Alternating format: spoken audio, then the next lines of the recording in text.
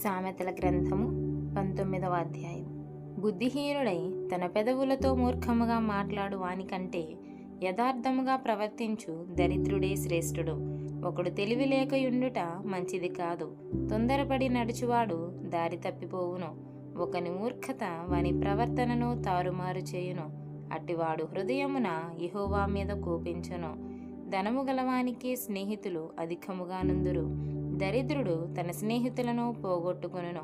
కుటసాక్షి శిక్ష నొందకపోడు, అబద్ధములాడువాడు తప్పించుకొనడు. అనేకులు గొప్పవారి కటాక్షము వెదకుదురు, దాతకు అందరూ స్నేహితులే. బీదవాడు తన చుట్టములందరికీ అసహ్యుడు, అట్టివానికి స్నేహితులు మరి దూరస్తులగుదురు. వాడు నిరర్ధకమైన మాటలు వెంటాడువాడు, బుద్ధి సంపాదించుకొనువాడు తన ప్రాణమునకు ఉపకారి.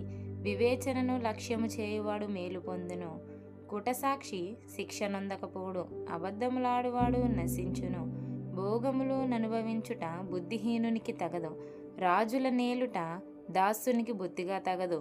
ఒకని సుబుద్ధి వానికి దీర్ఘశాంతమునిచ్చును, తప్పులు క్షమించుట అటివానికి ఘనతనిచ్చును.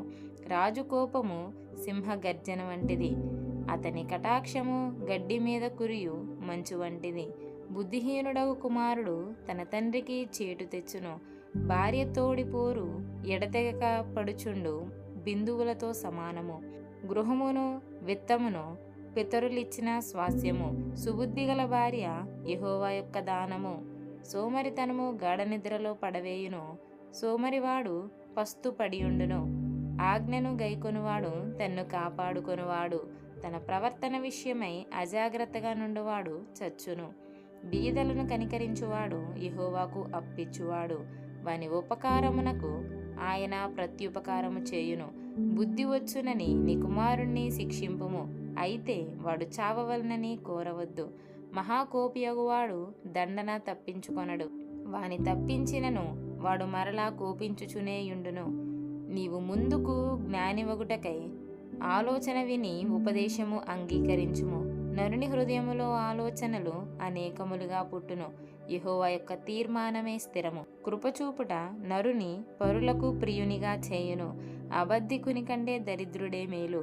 యెహోవా యందు భయభక్తులు కలిగి ఉండుట జీవసాధనము, అది కలిగిన వాడు తృప్తుడై అపాయము లేకుండా బ్రతుకును. సోమరి పాత్రలో చెయ్యి ముంచునే గాని తన నోటికి దాని తిరిగి ఎత్తనైనా ఎత్తడు.